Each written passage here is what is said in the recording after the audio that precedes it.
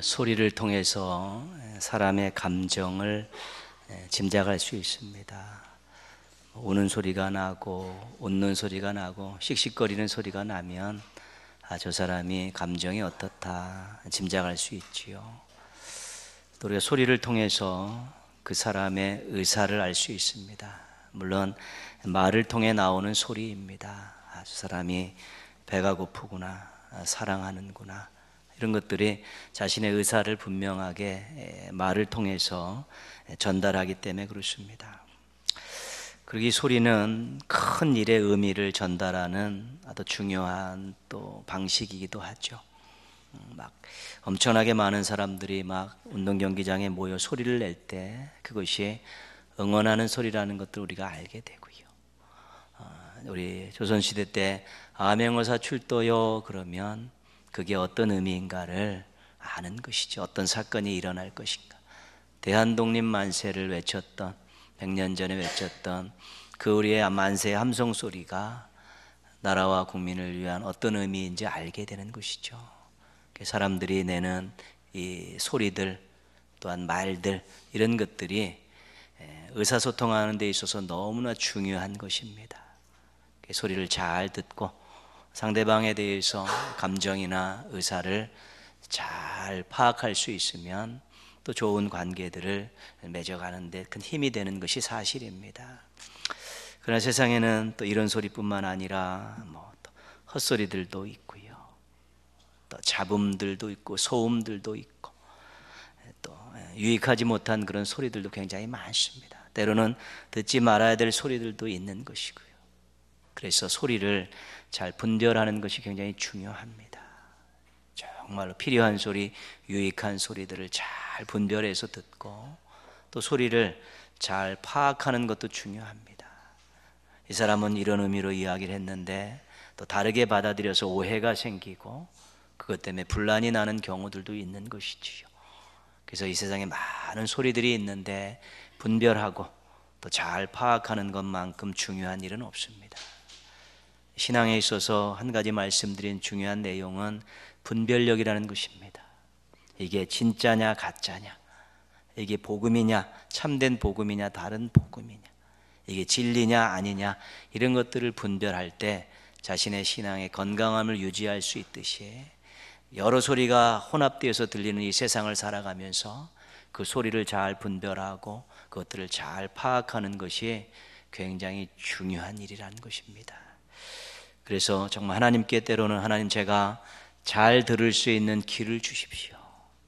잘 분별하고 잘 판단할 수 있는 귀를 주십시오라고 기도하는 것도 중요한 기도 제목 중에 한 가지가 될 수 있는 것입니다. 여러분의 귀가 복된 귀가 돼서 여러 소리들이 울려 퍼지는 이 세상 속에서 소리를 잘 분별하고 파악해서 또 건강한 신앙, 또 아름다운 관계, 또 좋은 공동체를 만드는 데 기여하며 사시기를 주님의 이름으로 축복합니다. 성경에서도 소리를 가지고 많은 교훈들을 우리들에게 주고 있습니다. 때로는 상징적인 의미로, 때로는 직접적인 의미로 그렇게 도움을 주고 있습니다. 성경에 보면 하늘에서 소리가 있어 이르되, 이런 표현들이 많이 나오죠. 이것은 하나님이 말씀하시되, 그런 뜻입니다. 나는 주의 길을 곧게 하라고 광야에서 외치는 자의 소리로다. 세례 요한은 자신을 소리라고 표현을 했습니다. 소리는 무엇인가 하면 어떤 뜻을 전달하고 사라지는 것입니다.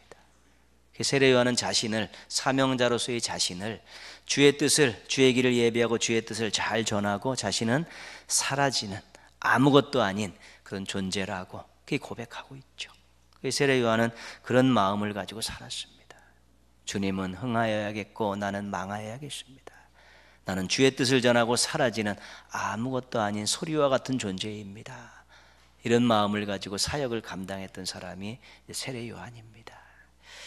급하고 강한 바람 같은 소리가 있어, 사도행전 2장에 나오는 성령 강림의 그런 모습이죠.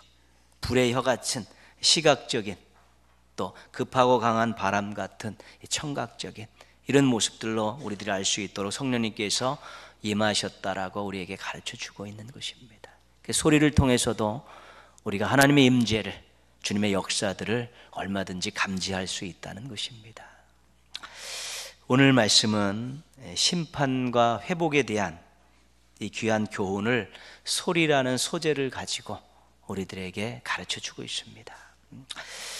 예레미야는 남왕국 유다가 멸망하기 전부터 멸망한 다음까지 활동했던 그런 선지자입니다. 나라가 바벨론의 침략을 당하면서 국토가 초토화되고 성읍들이 다 파괴되고 백성들이 비참한 삶을 살아가는 것들을 다 보게 되는 것이지요. 물론 그 전에 이제 포로로 잡혀가는 일들도 생겼고요. 그러니까 나라가 힘들고 백성들이 비참한 상황을 눈으로 보고 함께 몸으로 겪었던 사람입니다. 예레미야를 우리가 눈물의 예언자다 그런 별명을 붙여줍니다. 안타까운 마음으로 나라를 위해서 눈물로 기도했기 때문이기도 하고요. 그 아픔의 현장에서 백성들과 함께 그 아픔을 눈물로 겪어냈던 사람이기 때문에 눈물의 선지자다, 눈물의 예언자다, 우리가 그런 별명을 붙이고 있는 것이지요. 나라가 멸망에 기울어져가는 그 와중에서 바벨론의 침략이 가속화되면서 벌써 포로로 잡혀간 사람들도 있고 나라는 거의 멸망 직전에 이르르는 그 상황 속에서 이제 오늘 말씀을 이제는 하나님께 듣고 기록하게 된 것입니다. 5절 말씀 한번 보시면요, 5절 말씀 보시면 싸우려 하였으나 그 다음에 내가 나의 노여움과 분함으로 그들을 죽이고 그들의 시체로 이성을 채우게 하였나니 이는 그들의 모든 악행으로 말미암아 나의 얼굴을 가리어 이성을 돌아보지 아니하였음이라. 하나님의 말씀을 전달하고 있는 것이지요. 이스라엘은 바벨론의 침략을 받고 바벨론에게 망했습니다. 남왕국 유다입니다. 이것은 틀림없는 사실입니다. 객관적인 역사적인 사실이고 또 정치적으로도 그렇고 전쟁의 측면에서 보더라도 남왕국 유다는 바벨론의 침략을 받고 바벨론에게 멸망당했습니다. 근데 오늘 5절 말씀에 보면 하나님께서는 뭐라고 말씀하시냐면 내가 남왕국 유다를 멸망시켰다. 그들의 악행으로 말미암아 내가 그들을 심판했다. 이것이 신앙적이고 고백적인 측면에서의 평가입니다. 객관적이고 정치적인 평가도 있고 신앙적이고 고백적인 평가도 있는데 바벨론이 남왕국 유다를 멸망시켰습니다. 하나님께서 심판으로 그들의 죄악으로 인해 심판으로 그들을 멸망시켰습니다. 똑같은 멸망이라는 결과는 똑같지만 누가 멸망시켰냐는 어떤 평가에 따라서 달라질 수밖에 없는 것입니다. 삶에서 일어나는 많은 일들을 보시면서 때로는 우리가 객관적인 시각을 가지고 평가하지만 또 우리 신앙인들은 한편에서는 신앙적인 평가도 내릴 수 있어야 되는 것입니다. 왜 이런 일이 일어났는가? 혹시 나의 죄 때문은 아닌가? 하나님께서 나를 훈련시키려고 하시는 것은 아닌가? 나에게 더 좋은 미래를 만들어 주시려고 하시는 것은 아닌가라는 객관적인 평가 이상의 신앙적인 평가의 모습들을 또 그런 평가를 내릴 수 있어야지 우리가 신앙 안에서 조금 더 좋은 미래들을 바라볼 수 있게 되는 것입니다. 때로는 이거 저 사람 때문이다라고 결론 내는 일도 있지만 하나님께서 저 사람을 통해서 나에게 무언가를 깨닫게 하기 위해서 주신 일이다라고 그렇게 평가할 수도 있을 때 우리가 그 일에 묻혀 살지 않고 그 일을 뚫고 새로운 미래를 바라볼 수 있게 되는 것입니다. 5절 맨 끝에 하나님의 심판이 얼마나 무서운가를 우리에게 가르쳐주고 있죠. 그들의 모든 악행으로 말미암아 나의 얼굴을 가리어 이성을 돌아보지 아니하였습니다.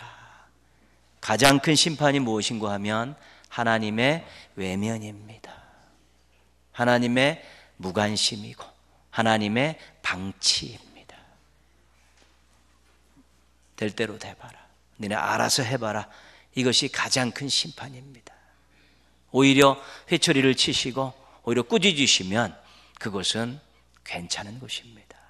근데 전혀 얼굴 돌리고 아무 말씀도 안 하시고 있으면 이것만큼 큰 심판은 없는 것입니다. 그래서 때로는 우리가 하나님의 심판의 두려움에 대해서도 가끔씩은 생각할 수 있어야 되는 것이지. 하나님의 은혜, 하나님의 사랑, 하나님의 복, 하나님의 용서, 이런 것들을 늘 경험하고 입에 달고 사니까 때로는 무릎에 앉아서 할아버지 수염을 뽑는 손자와 같이 그 철없는 모습의 신앙인들이 생겨난다는 것입니다. 마음껏 살다가 회개하면 그만이다라고, 하나님 주신 은혜와 복과 사랑만 많이 받으면 그만이다라는 생각 가지고 정결하게 살고 거룩하게 살고 죄와 피 터지게 싸우는 그런 모습들은 없는, 버릇없는 그런 신앙인이 될 수 있다는 것이지요. 특별히 이 세상을 살아가며 유혹 많은 세상을 살아가면서도 정말 이 유혹에 넘어가고 이 시험에 꺾일 때 우리 하나님 앞에 당해야 될 그러한 두려운 마음들을 가지고 잘 이기고 싸우고 자신의 신앙의 정결함을 유지할 수 있는 모습들도 있어야 되는 것입니다. 정말 하나님의 심판이 임하면 찍소리 못합니다. 그 어떠한 핑계도 용납되어질 수 없는 것이고요, 소리 없는 삭막함을 맛볼 수밖에 없게 되는 것입니다. 이스라엘 상황이 지금 그런 상황으로 치닫고 있는 것이죠. 나라가 엄청 기울어지고 멸망의 즈음에 이르렀을 때 정말 하나님께서 없는 것 같은, 하나님께서 돌아보시지 않는 것 같은 그런 비운의 역사가 계속 이어지는 모습을 보면 예레미야 가슴이 터지는 것이고 눈에서 눈물이 나고 기도 소리가 끊이지 않는 것입니다. 그런데 하나님께서 예레미야에게 저는 소망의 말씀을 주십니다. 예언자들이 심판의 말씀을 전하는가 더불어 소망의 말씀을 전하는 것을 우리가 다 알고 있는 사실이죠. 하나님께서 뜻을 돌이키셨습니다. 오늘 말씀의 내용은 전부 그런 내용들입니다. 6절 말씀 한번 보시면요, 그러나 보라, 내가 이 성읍을 어떻게 하신다고요? 치료하며 어떻게 하신다고요? 고쳐 낫게 하신다. 그렇죠. 7절 8절 말씀 보시면 8절, 내가 그들을 내게 범한 그 모든 죄악에서 어떻게 하신다고요? 정하게 하며 그들이 내게 범하며 행한 모든 죄악을 어떻게 하신다고요? 사할 것이다. 9절 말씀 보시면요, 이 성읍이 세계 열방 앞에서 나의 무엇이 된다고요? 기쁜 이름이 될 것이며 무엇이 된다고요? 찬송과 영광이 될 것이다. 하나님께서 엄청난 이 심판의 과정 속에서 눈물로 기도하는 예레미야에게 내가 이 백성을 용서하겠다, 내가 이 성읍과 이 나라를 다시 회복시키겠다, 내가 이들을 다시 영광스러운 자리로 높여주겠다, 이런 약속의 말씀을 주고 계신 것입니다. 하나님의 심판은 두려운 것이고 정말 하나님의 심판이 임한 그 자리는 쪽박나는 것입니다. 그러나 하나님께서 다시 얼굴빛을 비춰주시면서 다시 은혜를 베푸시겠다는 이런 일들이 일어나게 되면 거기는 대박나는 자리가 되는 것입니다. 쪽박을 찰 것인가 대박을 찰 것인가는 하나님에게 달려있고 하나님 앞에서 우리의 태도에 달려있는 것입니다. 근데 하나님께서 기울어져가는 이 나라를 바라보며 비참한 삶을 살아가는 백성들을 바라보면서 하나님께서 심판을 행하셨지만 다시 그 뜻을 돌이키시면서 내가 인저는 이 백성을 용서하겠다, 이 나라와 이 성을 다시 회복시켜 주겠고 이들의 지위를 다시 높여주겠다라는 그 약속을, 대박 약속을 예레미야에게 주고 계신 것입니다. 그런데 이 하나님의 용서, 회복, 이 높여주신다는 이 귀한 사실을 소리로 다시 설명을 하고 있습니다. 10절, 11절 말씀입니다. 붙어 있어서 굉장히 길게 되어 있는 말씀인데 보석과 같은 말씀입니다. 여호와께서 이와 같이 말씀하시니라. 너희가 가리켜 말하기를 황폐하여 사람도 없고 짐승도 없다 하던 여기 곧 황폐하여 사람도 없고 주민도 없고 짐승도 없던 유다 성읍들과 예루살렘 거리에서, 같이 읽겠습니다. 즐거워하는 소리, 기뻐하는 소리, 신랑의 소리, 신부의 소리와 및 만군의 여호와께 감사하라. 여호와는 선하시니 그 인자하심이 영원하다 하는 소리와 여호와의 성전에 감사제를 드리는 자들의 소리가 다시 들리리니. 아멘. 기쁨의 소리, 감사의 소리, 찬양의 소리를 다시 울려 퍼지는 성읍으로 만들어 주시겠다는 것입니다.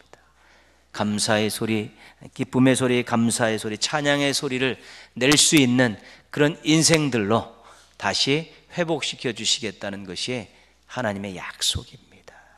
소리를 가지고 그렇게 귀한 말씀을 주고 계신 것입니다. 입술에서 기쁨의 소리가 나고 감사의 소리가 나고 찬양의 소리가 나면 행복한 것 아닙니까? 어느 한 공동체에서 그 지역 안에서 기쁨의 소리, 감사의 소리, 찬양의 소리가 나면 거기는 평안한 거 아니겠습니까? 그 소리를 낼 수 있는 사람은 행복하고 그 소리가 울려 퍼지는 그 장소는 정말 평안하고 안정적인 장소라고 말하기도 틀림없는 사실입니다. 근데 이런 소리가 날 수 있도록, 소리를 낼 수 있도록 우리 하나님께서는 얼마든지 역사하시는 분이고요. 때로는 뜻을 돌이키셔서, 때로는 온 우주 만물을 동원하셔서라도 우리에게 그런 소리를 낼 수 있도록, 그런 소리가 나는 공동체 속에 살 수 있도록 허락해 주실 수 있는 의지와 능력을 가지고 계신 분이 우리 하나님이시라는 것입니다. 여러분의 입술에, 여러분의 가정에, 여러분의 삶의 자리에서 또 우리 교회에 이런 소리가 넘쳐나기를 주님의 이름으로 축복합니다. 이런 소리를 약속하시면서 하나님께서 이런 소리를 듣기 위해서 내가 너희에게 듣고 싶은 소리가 있다, 그 말씀을 해주시고 계시죠. 3절 말씀 같이 한번 읽겠습니다. 너는 내게 부르짖으라. 내가 내게 응답하겠고 내가 알지 못하는 크고 은밀한 일을 내게 보이리라. 아멘. 하나님께서 듣고 싶은 소리가 있는데 부르짖는 소리입니다. 기도하는 소리입니다. 죄 용서를 받기 위해서는 회개의 기도를 해야 되지 않습니까? 어떤 것들을 회복하기 위해서는 간절하게 부르짖어야 되지 않겠습니까? 또 이전의 영광들을 회복하기 위해서는 소망을 가지고 기도해야 되지 않습니까? 하나님께서 주시고자 하는, 소리를 통해 주시고자 하시는 많은 것들이 예비되어 있는데 하나님께서는 우리의 기도 소리를, 부르짖는 소리를 듣고 싶으신 것입니다. 하나님을 찾는 그 소리를 듣고 싶고, 하나님 아니면 안 됩니다라는 그 소리를 듣고 싶으신 것입니다. 그래서 그 소리를 부르짖으라. 내가 응답하겠다. 그 소리 듣고 내가 응답하겠고, 그 기도 듣고 내가 응답하겠다. 그리고 이전에 맛보지 못했던 크고 은밀한 일들을 맛보게 해주겠다, 경험하게 해주겠다. 그 사안뿐만 아니라, 그 기도의 내용뿐만 아니라 그것 이상의 것들을 준비하고 있으니까 부르짖는 소리를 통해서 너희 입에서, 너희가 처한 삶의 자리에서, 사역의 현장에서 기쁨의 소리, 감사의 소리, 찬양의 소리가 울려 퍼지도록 할 테니까 부르짖는 소리를 들을 수 있게 해달라. 어떻게 보면 하나님의 간곡한 부탁이시도 한 것이지요. 기도하지 않으면 기대할 것이 없습니다. 기도하지 않고 기대하지 마십시오. 기도하지 않으면 자기가 다 해야 합니다. 그래서 기도하지 않으면 소망이 없고, 기도하지 않으면 교만해지기가 쉽습니다. 자기가 다 해야 되니까, 할 수 있으니까 기도하지 않는 것 아니겠습니까? 허드슨 테일러라는 우리 선교사가 이런 말씀을 합니다. 하루 중 가장 중요한 시간을 주님과 교제하는 데 사용해라. 주님과 교제하는 시간, 말씀을 묵상하며 기도하는 그 시간을 자신의 시간 가운데 중요한 시간들을 잘라가지고 하라는 것입니다. 쓰고 남은 시간 가지고 하려다 보니까 그게 대충 쓰고 남은 시간이 없으니까 안 하게 되는 것입니다. 생선의 가운데 토막을 잘해서 우리 어른들을 대접했었던 모습들, 고기도 좋은 데를 끊어가지고 우리 손님들을 대접했던 그런 모습들, 자기의 시간에서 가장 중요한 시간을 띄어서 거기서 하나님의 말씀을 묵상하고 하나님 앞에 소리내어 기도할 때 그것이 하나님께 들려지는 가장 아름다운 소리가 되고 하나님의 마음을 감동시키는 소리가 될 수 있다는 것입니다. 기도하지 않고 기도 소리가 들리지 않는데 하나님께서 무언가를 하시겠습니까? 능력이 없어서가 아닙니다. 정말 그 소리가 하나님을 찾고 하나님을 의지하는 그 소리가 믿음으로 사랑으로 하나님의 마음을 때리기 때문에 하나님께서 역사하시는 것입니다. 여러분 언제가 가장 행복하겠습니까? 언제가 가장 부요하십니까? 언제가 가장 강하십니까? 여러 가지 조건들이 많이 갖추어졌을 때 행복할 수 있고요. 많은 것들을 소유했을 때 풍성할 수 있고요. 또 자신이 또 건강과 또 모든 무기들을 잘 갖추었을 때 강할 수 있습니다. 그러나 우리 신앙인들은 무릎 꿇을 때가 가장 좋은 때입니다. 무릎 꿇을 때가 가장 행복한 때고 무릎 꿇을 때가 가장 강할 때이고 무릎 꿇을 때가 가장 소망이 있는 때입니다. 왜냐하면 무릎 꿇고 부르짖는 그 소리를 들으시고 하나님께서 우리의 필요를 채우시고 우리를 인도하시고 부끄럽고 수치당하지 않도록 우리를 세우시기 때문에 그런 것입니다. 기도하지 않은 신앙인은 생명력이 없습니다. 기도하지 않으면 생명력이 없습니다. 맥 빠지고 사는 것이죠. 대충대충 되는 대로 살 수밖에 없는 것이 기도하지 않는 신앙인입니다. 기도하지 않는 지도자는 제대로 된 지도력을 발휘할 수 없습니다. 하나님이 주신 지혜와 능력을 가지고 지도력이 발휘되어지는 것이지요. 자신의 능력 가지고 하다 보면 나중에는 고집만 부리게 되고요. 사람들 형편 따지지 않고 자기 뜻대로 모든 것을 하니까 사람들이 진심으로 마음으로 존경하지 않게 되기 때문에 지도력을 행사할 수 없게 되는 것입니다. 기도하지 않는 부모님은 자녀를 사랑하지 않는 것입니다. 잘 먹이고 잘 입히고 좋은 것 많이 경험하게 해더라도 기도하지 않는 부모는 자녀를 사랑하지 않는 것입니다. 기도하지 않는 자녀들은 부모님께 효도하지 않는 것입니다.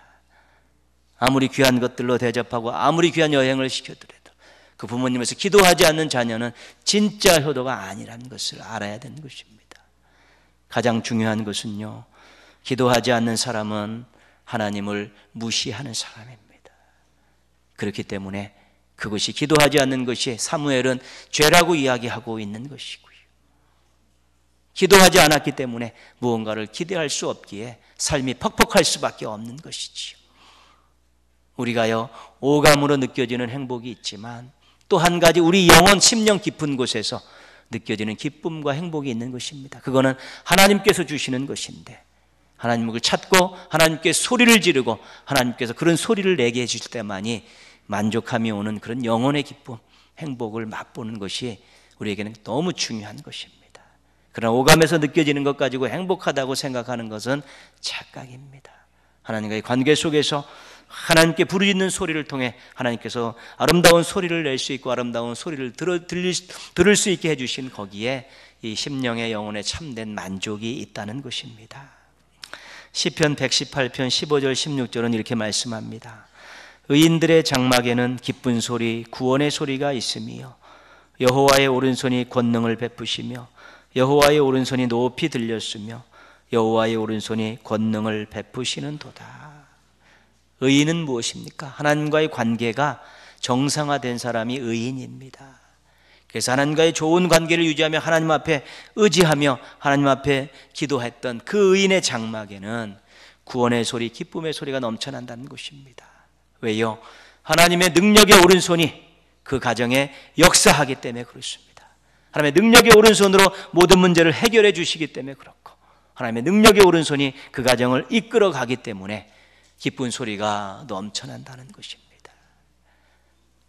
우리의 인생에 기쁜 소리, 감사의 소리, 찬양 소리 내면서 걸어갈 수 있는 것, 우리가 속해 있는 가정과 또 우리 생업의 현장과 또 교회와 또 여러 공동체가 정말 기쁨의 소리가 날 수 있는 것은 우리가 하나님의 능력을 철저히 신뢰하고 의지하면서 그분 앞에 우리가 기도 소리를 올려드릴 때 하나님께서 능력의 오른손으로 역사할 때만이 일어날 수 있다는 것입니다. 교회의 기도 소리가 끊어지지 않아야 되는 것입니다. 수시로 오셔서 또 지나가면서도 한 번씩 들리셔서 기도하셔야 되고, 또 나름대로 또 정해진 기도 시간이 있으면 오셔서 같이 기도하면서 기도 소리가 들려야 되는, 그래야 소망이 있고요.